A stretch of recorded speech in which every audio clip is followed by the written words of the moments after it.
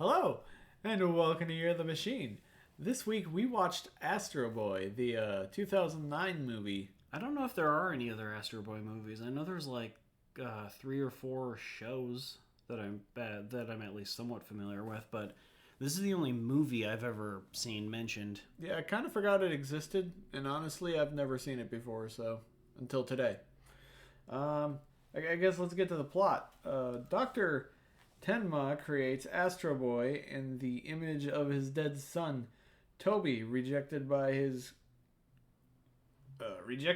creator.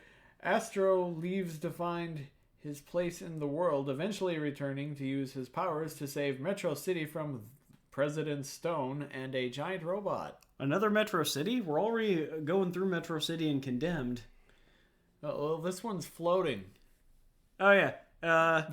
Noel just read that one off. He wasn't sure how to describe the plot, but I would describe it mainly as just an iteration of the basic Astro Boy origin story. Like, Toby's a kid, he dies, Tenma goes crazy, basically, kind of, makes a robot version of him.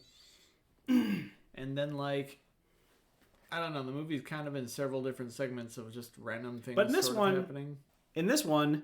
Toby or Astro actually goes down to the surface, since, you know, they're on a flying city this time, and he meets a bunch of junkyard kids.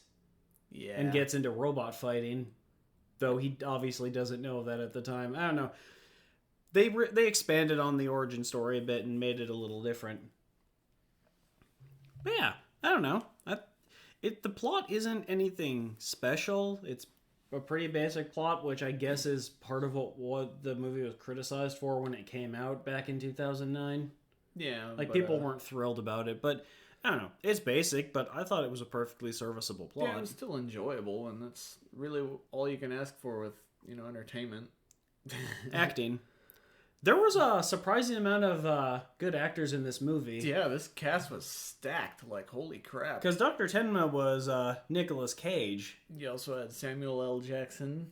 Even though he got, like, 3 or 4 lines of dialogue. The bad guy was Donald Sutherland. Got Bill Nye. Alan Tudyk and Dee Bradley Baker. Oh, Dee Bradley Baker played the freaking trash can dog. Oh. Huh.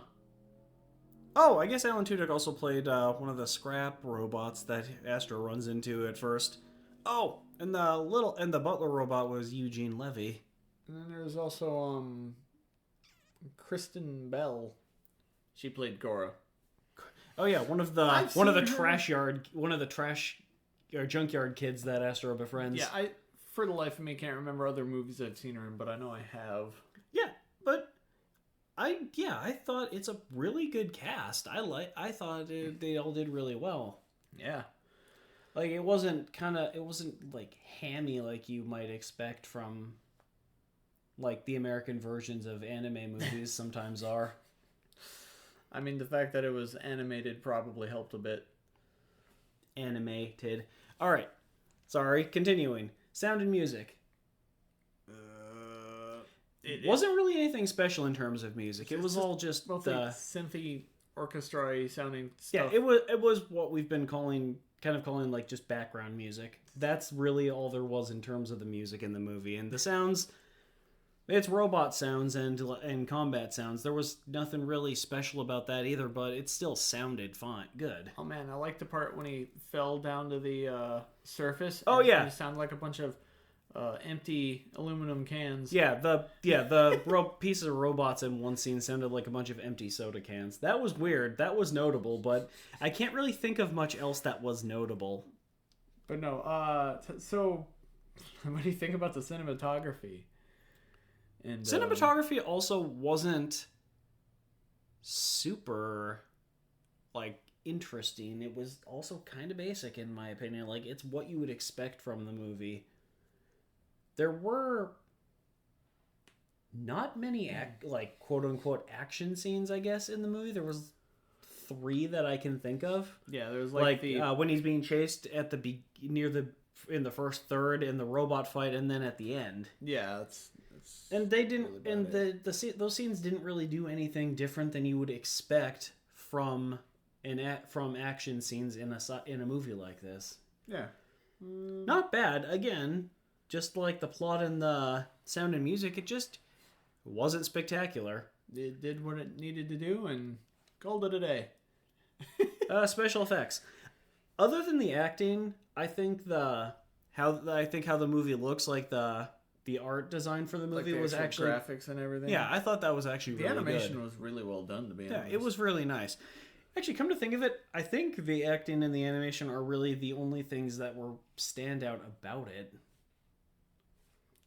So I guess that's probably why it didn't do so well, since most of the movie is just really basic. Like, it's good, but it's not great. But the animation is very nice, even still today, because it's a 2009 movie. Like 17 years, sometimes you expect movies to age a little bit worse than others, and I don't think that really happened. I think the animation is colorful. It's still really crisp and nice looking. I do like the way the technology looks.